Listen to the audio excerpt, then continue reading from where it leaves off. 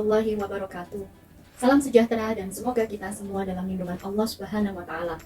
Perkenalkan, saya Nurse Reni Purwa Aniarti, Magister Keperawatan, Spesialis Keperawatan Maternitas, dosen tetap program studi D3 Keperawatan, Fakultas Ilmu Kesehatan, Universitas Muhammadiyah Ahmad Dahlan Cirebon. Saat ini, saya mengikuti proses sertifikasi dosen gelombang 1 yang diselenggarakan oleh Kementerian Pendidikan Tinggi Sains dan Teknologi tahun 2025. Saya akan melakukan penyusunan dokumen pernyataan diri dosen dalam unjuk kerja Tridharma Perguruan Tinggi atau PDD UKTPT. Pada kesempatan ini, saya akan memaparkan salah satu mata kuliah saya yang saya ampu, yaitu keperawatan maternitas. Saya mengajar mata kuliah keperawatan maternitas pada semester genap tahun 2023-2024 dengan bobot SKS yaitu 3 SKS yang terdiri dari 2 SKS teori, 1 SKS praktik laboratorium. Keperawatan maternitas ini merupakan mata kuliah wajib dengan kode WAT 208. Deskripsi dari mata kuliah keperawatan maternitas membahas dari konsep dasar keperawatan maternitas, konsep asuhan keperawatan pada ibu hamil, pertolongan persalinan, ibu postpartum, keluarga berencana, kesehatan reproduksi, gangguan pada sistem reproduksi. Perkuliahan keperawatan maternitas saya lakukan dengan pendekatan blended learning, yaitu perpaduan antara pembelajaran luring, tatap muka langsung, dan juga daring yang bisa dikunjungi pada platform e-learning. Metode pembelajaran yang saya terapkan bersifat aktif, partisipatif, dan berbasis pada kasus nyata. Kegiatan pembelajaran praktik laboratorium terdiri dari 1. Ceramah interaktif untuk menguatkan kognitif pengetahuan dari mahasiswa. 2. Diskusi kasus, di mana mahasiswa sama-sama berdiskusi dari kasus nyata dari lahan praktik atau rumah sakit.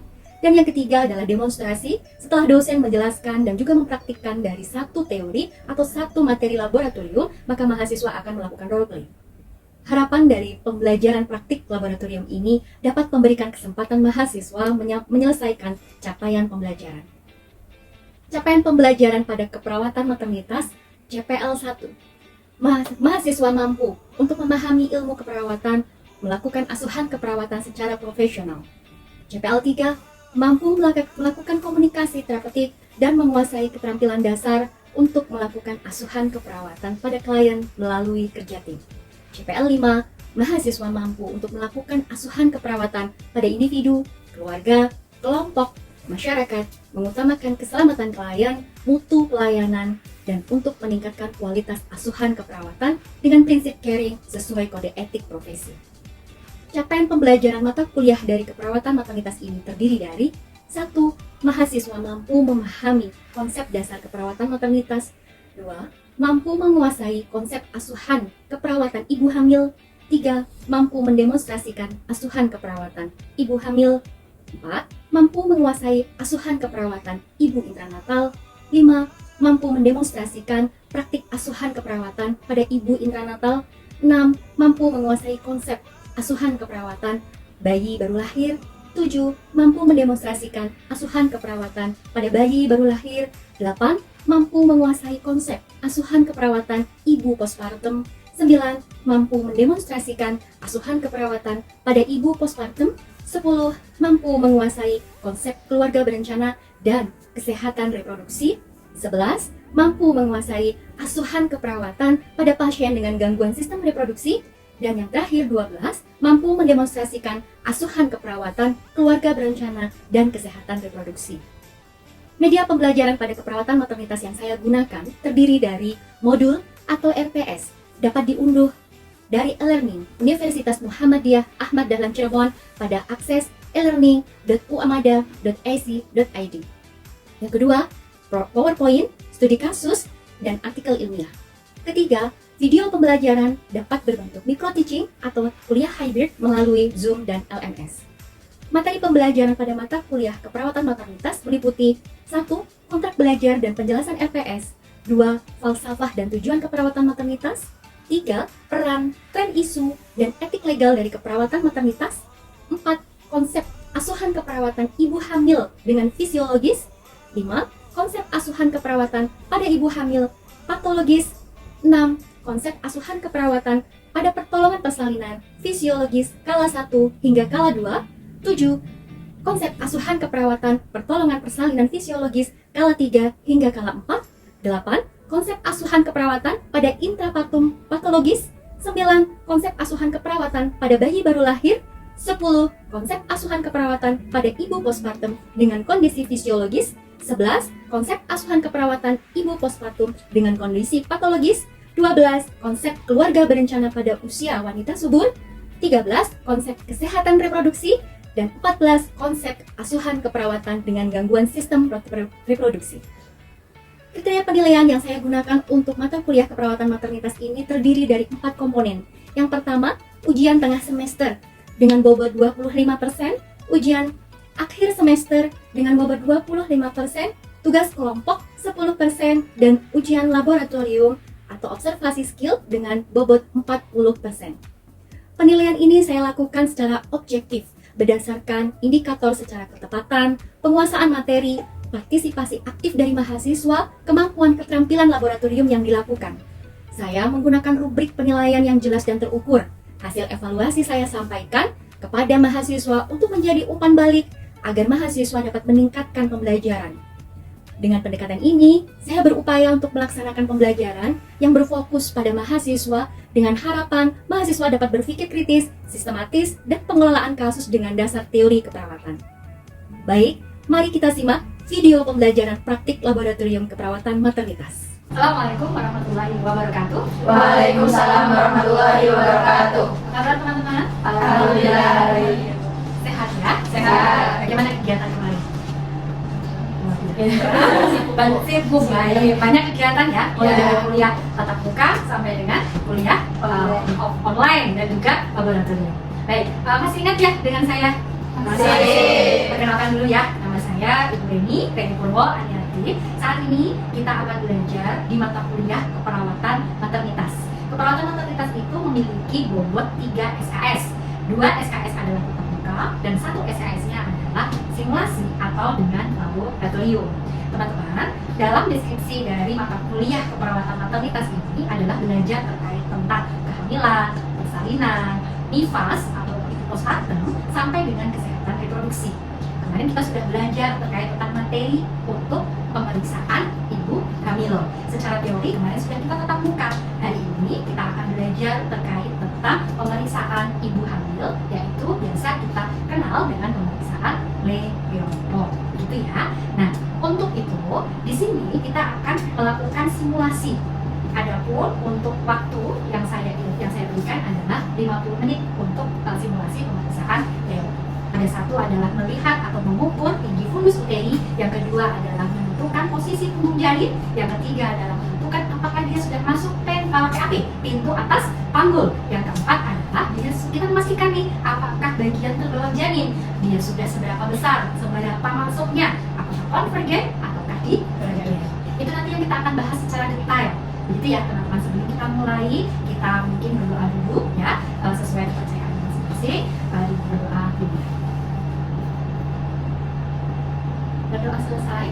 Baik, sebelum kita mulai kita membaca salat bersama ya. Bismillahirrahmanirrahim. Nah, setelah itu si ibu tadi sudah membagi kasus. Baik ya, tadi sudah dipegang kasusnya masing-masing. Sudah. Boleh dibacakan salah satu, ibu minta tolong. Siapa yang membacakan? Baik, silakan Mbak.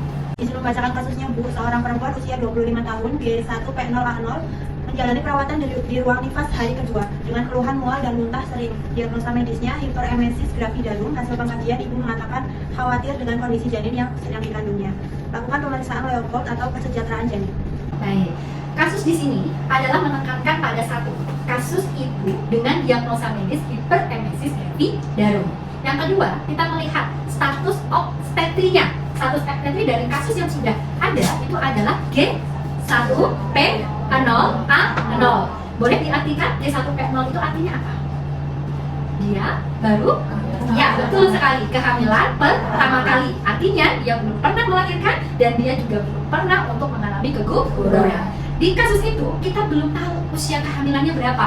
Oleh sebab itu nanti di akhir tahapan-tahapan Leopold kita akan menghitung berapa usia kehamilannya. Ada tekniknya. Setelah kita menentukan tinggi fundus uteri, nanti baru kita akan tahu berapa usia kehamilannya dari hitungan minggu, berapa usia kehamilannya dari hitungan bulan. Ibu di sini nanti akan mempraktikkan berkomunikasi berkomunikasi dengan pasien dan juga melakukan langkah-langkah dari Leopold. Bisa kita mulai? Yang pertama, masih ingat ada tahapan komunikasi terapeutik. Ada berapa? 4 atau 5? 4. Yang pertama adalah betul, pra-interaksi. Di mana ketika kita melakukan pra-interaksi adalah verifikasi data, lalu mempersiapkan alat, lalu kita cuci tangan dan mempersiapkan diri. Mempersiapkan diri di sini artinya kita juga harus siap dari fisik, mental, dan materi. Apapun yang sudah kita punya, ilmu-ilmu informasi penting yang akan nanti kita berikan kepada pasien maupun keluarga. Seperti itu. Begitu. Jadi nanti kita akan melakukan beberapa tahapan dari komunikasi ditambah dengan tahapan play. Dimulai ya. Oke, bisa diperhatikan nanti akan ada satu mahasiswa yang bisa mulai untuk role play. Begitu ya. Baik, Ibu mulai. Kita tadi adalah membaca atau melakukan verifikasi data. Verifikasi data ini bisa kita lakukan tidak di hadapan pasien, ya. Artinya di sini kita kondisinya pasien belum mengetahui atau belum bertatap muka dengan kita, ya. Di sini kita sudah melakukan verifikasi bahwasanya ibu adalah Nyonya A, dia usianya 25 tahun dengan kondisi muntah, ya, mualnya sering, bahkan muntahnya sering, lalu ada diagnosa medis, hiperemesis dari lalu, saat ini dia sudah dirawat selama 2 hari.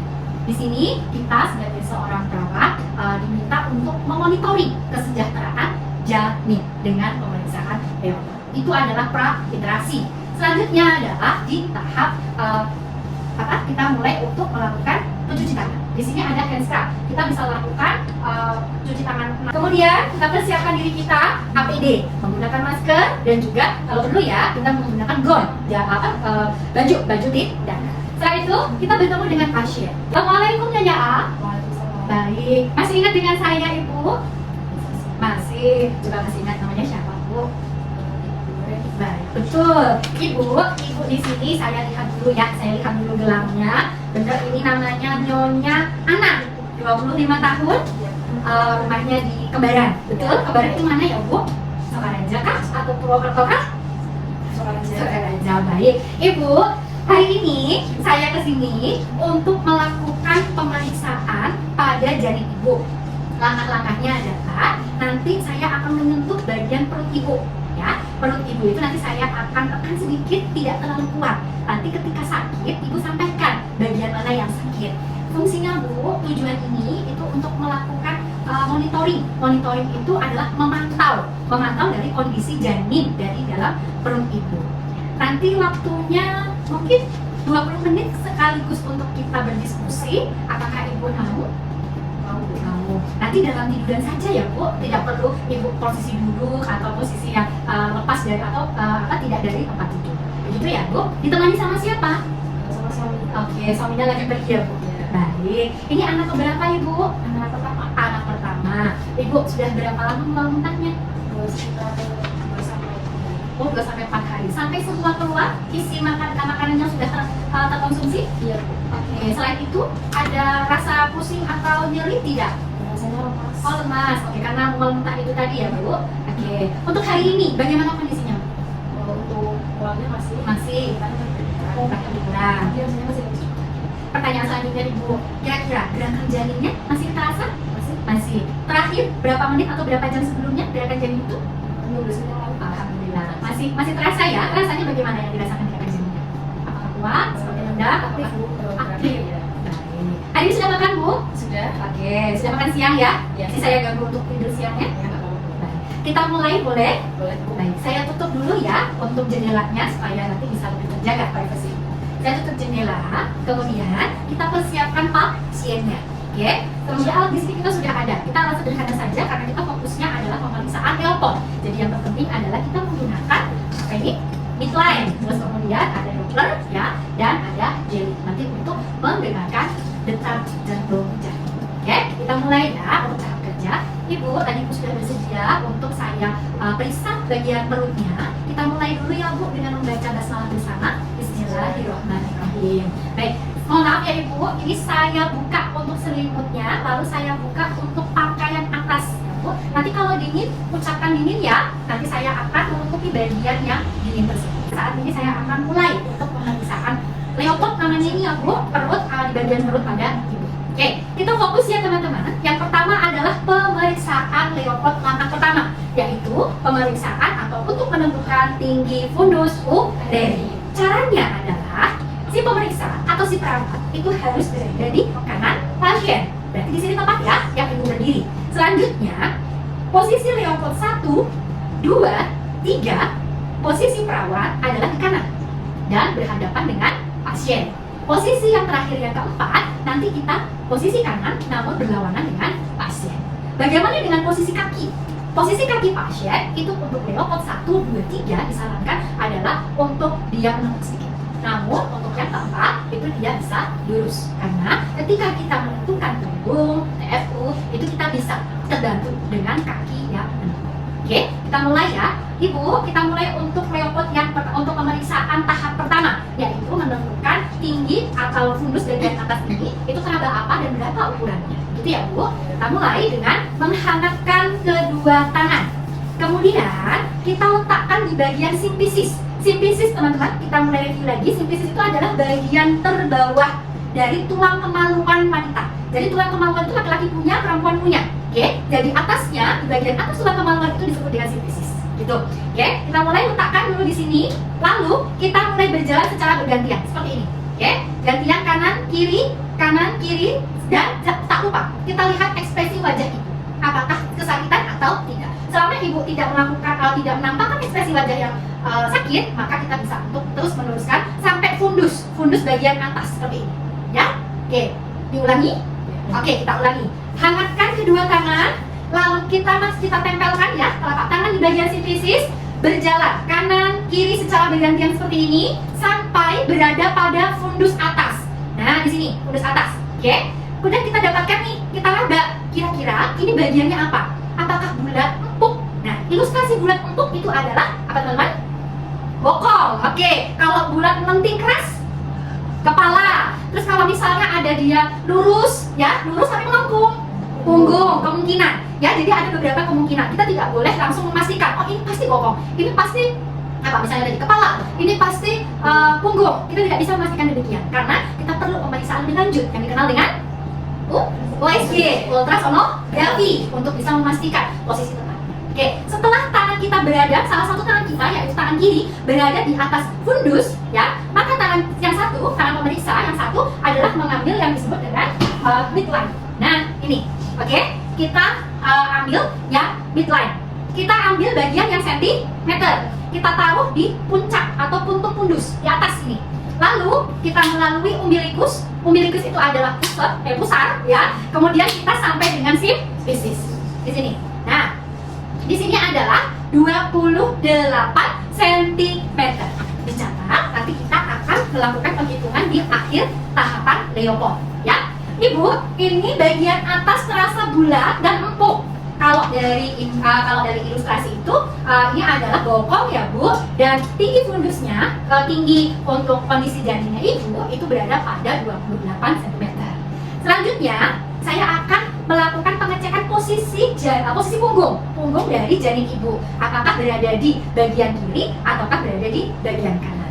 Selanjutnya, caranya seperti ini teman-teman, tetap menghangatkan kedua tangan. Kita lakukan bagian yang terjauh terlebih dahulu. Yang pertama adalah menekan abdomen bagian kanan ibu. Selanjutnya, tangan kanan pemeriksa itu melakukan perabaan dari simpisis berjalan seperti ini di bagian kiri perut ibu. Saat meraba, menelusuri dari bawah sampai dengan atas, diperhatikan rabaannya. Apakah tadi ya dia lurus melengkung ataukah dia bulat? Ya, tadi kita sudah menemukan bokong, berarti kan nggak mungkin ya dia berada di kanan di kiri. Kita fokusnya adalah mencari dia yang lurus dan membelok, begitu ya. Oke, kita ulangi dari simpisis begini, yang satu menahan ya. Kita lihat di sini lurus melengkung. Kemungkinan ini di kiri. Tapi kita belum kasih kesimpulan dulu. Kita cek ya di bagian ini kiri ya, kemudian kita cek bagian kanan. Tangan pemeriksa, ya, salah satu tangan pemeriksa yaitu kanan, letakkan di perut ibu bagian kiri, dan tangan kiri pemeriksa, yuk mulai untuk meraba, menelusuri dari bawah hingga ke atas seperti ini. Oke, di sini di bagian kanan itu tidak teraba lurus maupun bengkok atau berbelok, ya, melengkung. Jadi di sini seperti ekstremitas yang dia kecil-kecil atau siku, ya, entah siku mana ya, S plus sampai kita belum bisa memastikan. Namun yang jelas untuk ilustrasi yang tadi digambar adalah di bagian sebelah kiri ibu. Kita bisa menyimpulkan punggungnya adalah di bagian kiri. Selanjutnya saat menekan, tolong sampaikan ke ibu. Ibu, saya akan menekan bagian bawah, perut bawah ibu. Mungkin akan terasa sakit atau geli, disampaikan ya bu. Dan ibu boleh tarik nafas, begitu ya. Ibu, kita mulai ya bu. Saya tekan, tarik nafas ibu. Baik, sakit tidak? Buang nafasnya. Sakit tidak ibu? Tidak. Baik, bisa teruskan ya. Ketika kita lakukan palpasi seperti ini, menekan di area sinusis, kemudian ada tahanan seperti bulat, keras dan melenting, maka kita bisa pastikan itu kepala. Ya, ini kita menentukan bagian terbawah dulu. Oke, bagian terbawah dulu kita menekan begini, dia keras dan bulat, maka kita bisa pastikan dia adalah kepala. Selanjutnya kita pastikan apakah dia sudah masuk PAP atau belum. Caranya adalah dengan membentuk huruf U. Ya, telapak tangan kita membentuk huruf U. Taruh di sela-sela sifisis, bagian tulang punggung tadi, letakkan di sini. Nah, lalu di sini kita mulai cek apakah dia sudah masuk PAP atau belum. Caranya adalah kita coba goyangkan bagian sifisisnya. Ketika kita sudah bisa menggoyangkan, artinya itu belum masuk PAP. Karena bagian bawah janin masih berada di atas. Simulasinya begini. Ini adalah pintu atas panggul. Ini adalah kepala janin.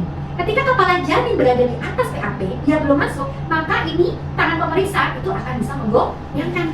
Namun ketika kepala janin ini sudah masuk, maka ini akan sulit untuk digoyangkan. Ini yang disebut dengan proses dia sudah masuk pintu atas panggul.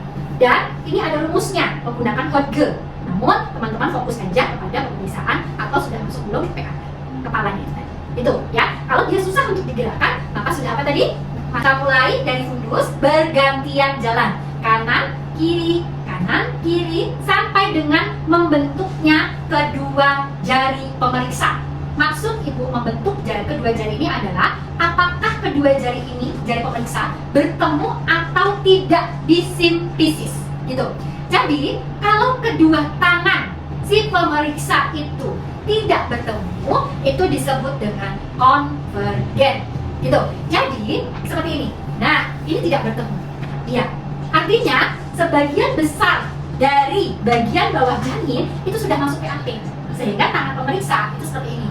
Karena dia sudah menyebar tadi ya, seperti ini gambarannya. Maka tangan pemeriksa begini, ya, itu disebut dengan konvergen. Kalau kondisinya dia seperti ini, ya, bertemu tangan si pemeriksa kedua jari pemeriksa membentuk huruf V begini, maka disebut dengan divergen. Artinya bagian terbawah janin belum masuk PAP. Selamat siang Ibu, bagaimana kabarnya hari ini? Sebelumnya perkenalkan ya Bu, saya Kak Dewi yang akan mengecek untuk kehamilan Ibu, terkait kehamilan Ibu. Nah sebelumnya saya mengecek dulu ya Bu, namanya Ibu A, umurnya 32 tahun, untuk rumahnya di Kembaran Ibu. Baik Ibu, jadi hari ini saya akan melakukan pemeriksaan kehamilan Ibu yang dinamakan pemeriksaan Leopold. Nah untuk waktunya nanti sekitar 20 menit Ibu untuk konsultasi juga dengan Ibu. Kira-kira kalau Ibu bersedia? Bersedia Ibu. Baik, saya akan mulai Ibu.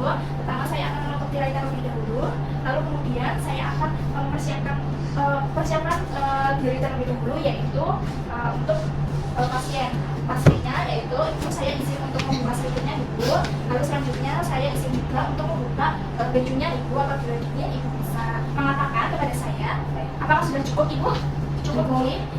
Selanjutnya saya akan melakukan pemeriksaan Ibu. Yang pertama yaitu ada pemeriksaan untuk memeriksa tinggi fundus uteri. Caranya, yang pertama kita angkat tangan terlebih dahulu, telapak tangan terlebih dahulu, lalu kita tempatkan telapak tangan di posisi simfisis pubis. Selanjutnya kita akan berjalan menyusuri perut Ibu secara bergantian hingga ke fundusnya, tinggi fundus. Kemudian apabila sudah didapatkan tinggi fundusnya, kita akan mengukur menggunakan hip line. Hip line ditahan sampai ke simfisis. Untuk tinggi fundusnya didapatkan 28 cm Ibu. Baik. Selanjutnya yaitu kita akan memeriksa posisi punggung janin. Caranya tangan kiri perawat di sebelah kanan pasien, kemudian tangan terjauh, tangan kanan akan memeriksa di posisi kanan terjauh pasien. Tangan menyusuri. Kemudian apabila didapatkan grafiknya yaitu lurus, keras dan juga membengkok, menekuk. Kemudian sebelah kanan sudah didapatkan, sebelah kiri sudah didapatkan, Selanjutnya kita akan memastikan apakah benar di sebelah kiri atau kanan, yaitu kita akan mengecek di sebelah kanan pasien juga, yaitu disusuri. Ternyata tidak terdapat grafik yaitu bengkok dan juga keras, lurus dan melengkung. Kemudian yang ketiga, kita akan memeriksa apakah posisi bayi sudah masuk ke PAP. Caranya yaitu kita akan menekan di posisi fundusnya, kemudian kita akan menekan dengan 3 jari di simpisis fundusnya. Baik Ibu, saya akan menekan di posisi terbawah Ibu. Apabila Ibu merasa sakit, Ibu bisa bilang kepada saya. Baik Ibu bisa sambil tarik nafas G. Baik Ibu, sudah saya cek, kemudian kita akan mengecek apakah sudah masuk PAP atau belum, yaitu dengan mengecek bagian simpisis pubisnya. Kemudian kita cek, ternyata sudah masuk ke PAP-nya karena tidak bisa digerakkan. Baik, selanjutnya kita akan mengecek apakah divergen atau overgen dengan menghadap ke membelakangi pasien. Baik Ibu, mohon maaf nih, saya membelakangi Ibu. Kemudian saya akan melakukan pemeriksaan yang keempat. Caranya yaitu kita posisi dari fundus pasien, kemudian kita susuri kanan kiri sampai ke simpisis. Kemudian apabila di simpisis tangannya tidak bertemu, berarti posisi sudah divergen atau sudah masuk ke PAP. Gitu. Baik Ibu, sudah selesai. Kemudian kita akan melakukan pemeriksaan ke BJJ Ibu atau detak jantung bayinya Ibu. Permisi ya Bu, saya akan meletakkan gelnya. Kemudian kita akan cek menggunakan Doppler. Baik, sudah. Apabila sudah ditemukan dengan rasionya yaitu 110 sampai 160 kali per menit. Baik Ibu, untuk pemeriksaannya sudah selesai. Kita rapikan terlebih dahulu ya Bu. Baik Ibu, akan saya sampaikan untuk kesimpulannya yaitu tinggi fundus Ibu yaitu 28 cm. Kemudian untuk posisi punggung janin terdapat di sebelah kiri. Selanjutnya yaitu posisi janin Ibu sudah memasuki tulang atas panggul. Kemudian tadi juga sudah dicek bahwa kepalanya sudah masuk PAP dan sudah tidak bergerak sehingga sudah masuk PAP. Lalu untuk BJJ-nya sendiri yaitu tadi yaitu 120 kali per menit, dan itu masih masuk dalam rentang BJJ yang normal Ibu. Baik, seperti itu Ibu, apakah Ibu sudah paham? Baik, selanjutnya saya pamit terlebih dahulu ya Ibu. Nanti apabila Ibu membutuhkan saya terdapat di ruang perawat. Tadi sudah baik ya Mbak Yayu, terima kasih untuk sudah melakukan simulasi. Dan teman-teman ada yang mau didiskusikan lagi? Baik Ibu, untuk informasi yang didapatkan tadi telah disampaikan oleh Ibu Reni, yaitu mengenai pemeriksaan Leupold pada janin saya, yaitu didapatkan untuk tinggi fundus uterusnya itu sekitar 28 cm. Kemudian untuk posisi punggung janin saya di sebelah punggung kiri. Kemudian untuk sejauh mana janin itu masuk PAP, dan hasilnya sudah masuk PAP yaitu pintu atas panggul. Kemudian untuk rasionya itu sudah masuk pada konvergen itu. Dan ada saran dari Ibu mengenai kondisi saya. Untuk sarannya yaitu mengenai asupan nutrisi, untuk makan sering walaupun sedikit. Kemudian selama saya di sini mungkin masih mengalami keluhan mual dan muntah, akan mengganggu pola tidur saya juga Bu. Jadi disarankan dari Ibu itu untuk meningkatkan pola tidur mengenai adanya kondisi yang di sini, yaitu lingkungan yang kurang nyaman. Jadinya untuk ditingkatkan istirahat dan tidurnya. Mohon maaf bila ada kesalahan dalam penyampaian materi maupun ketika penjelasan. Semoga ilmu ini bisa bermanfaat untuk kita semuanya. Sekian video rekaman pembelajaran dalam mata kuliah keperawatan maternitas, program studi D3 Keperawatan Universitas Muhammadiyah Ahmad Dahlan Cirebon. Video ini digunakan sebagai salah satu syarat penyusunan dokumen pernyataan diri dosen dalam unjuk kerja Tridharma Perguruan Tinggi atau PDD UKTPT. Semoga dapat menjadi penilaian baik dalam proses pengajuan sertifikasi dosen gelombang 1 tahun 2025. Akhir kata, terima kasih. Wassalamualaikum warahmatullahi wabarakatuh.